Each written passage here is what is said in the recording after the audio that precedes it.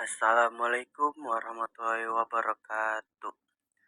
Perkenalkan, saya Muhammad Rizky Darmawan dan Zaki Rahmatullah, kelompok saya.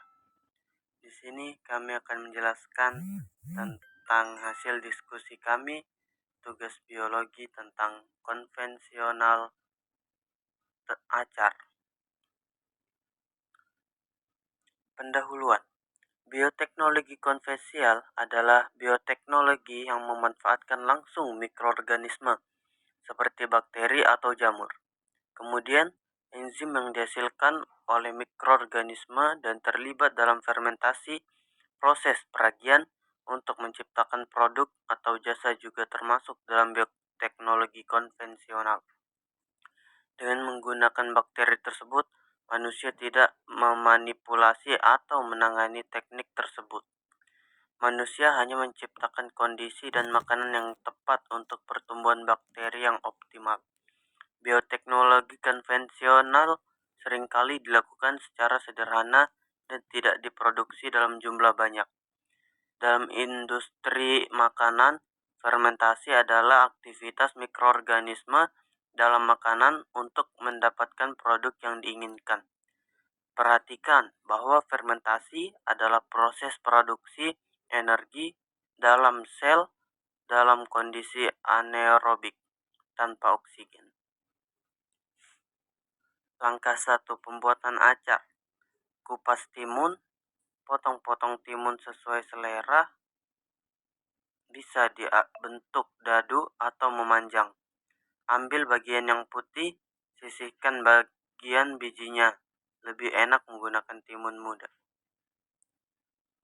Langkah kedua. Kupas dan cuci wortel, potong sesuai selera. Sesuaikan dengan bentuk potongan timun juga bisa. Lanjut. Yang ketiga. Bawang merah dan cabai optimal. Jika ingin menambahkan bawang merah, kupas dan potong bawang menjadi 4-8 bagian besar per siung. Jika menambahkan cabai, buang tangkainya dan biarkan utuh. Langkah keempat. Timbang garam untuk membuat acar ini. Saya memakai Brin larutan garam 2,5% atau 25 gram garam dalam 1000 ml air atau 1 liter air. Karena hanya akan membuat 500 ml air, maka saya memakai 12 hingga 13 gram garam. Acar yang dihasilkan nanti tidak terlalu asin atau asam dengan takaran ini. Jika suka dengan lebih asin, takaran garam bisa ditambah. Lanjut, langkah kelima. Masukkan garam ke dalam air matang, tambahkan gula. Saya suka menambahkan gula agar rasa akhirnya campuran asam dan sedikit manis. Lanjut, langkah keenam. Masukkan timun dan lain-lain ke dalam larutan. Pastikan semua terendam air, tutup rapat wadah, diamkan selama 3 hari di suhu ruangan. Buka tutup wadah setiap hari selama beberapa detik untuk mengeluarkan gas yang terbentuk selama proses fermentasi. Setelah 3 hari, masukkan wadah ke dalam kulkas untuk menghambat proses fermentasi. Acar siap dinikmati dengan dingin.